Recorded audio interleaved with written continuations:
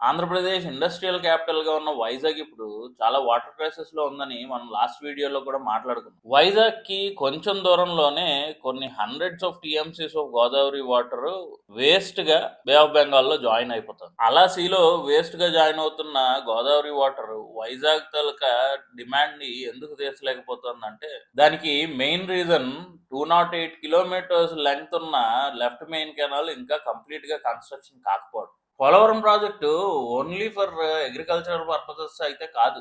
వైజాగ్ లాంటి industrial cities కి ఉన్న హై డిమాండ్ ని సాటిస్ఫై చేయడం కోసం కూడా ఇలాంటి ప్రాజెక్ట్స్ ని డిజైన్ చేస్తూ ఉంటారు. గోదావరి వాటర్ లో ఆల్మోస్ట్ 24.33 టీఎంసీ వాటర్ ని సెపరేట్ గా వైజాగ్ కి డైవర్ట్ చేసి అక్కడ ఉండే డొమెస్టిక్ డిమాండ్ తో పాటు ఇండస్ట్రియల్ డిమాండ్ కూడా సాటిస్ఫై చేయాలని ఆలోచన. మనం ఇంతకు ముందు వీడియోలో మాట్లాడుకున్నట్టు వైజాగ్ అట్ ప్రెసెంట్ రాయవాడ్ రిజర్వాయర్ కానీ ఏలేరు రిజర్వాయర్ కానీ ఇలాంటి రిజర్వాయర్స్ మీద డిపెండ్ అయ్యి ఉంది. ఈ రిజర్వాయర్స్ జనరల్ గా రెయిన్ ఫెడ్ రిజర్వాయర్స్. ఒక్క సంవత్సరం వర్షం లేకపోతే ఈ రిజర్వాయర్ బెడ్ బయటికి కనిపించేస్తుంది. దానివల్ల వైజాగ్ సిటీ కంప్లీట్ గా క్రైసిస్ లోకి వెళ్ళిపోతుంది. ఒక్కసారి ఈ Polavaram project left main canal complete అయిపోతే రెయిన్ ఫాల్ తో పని లేదు.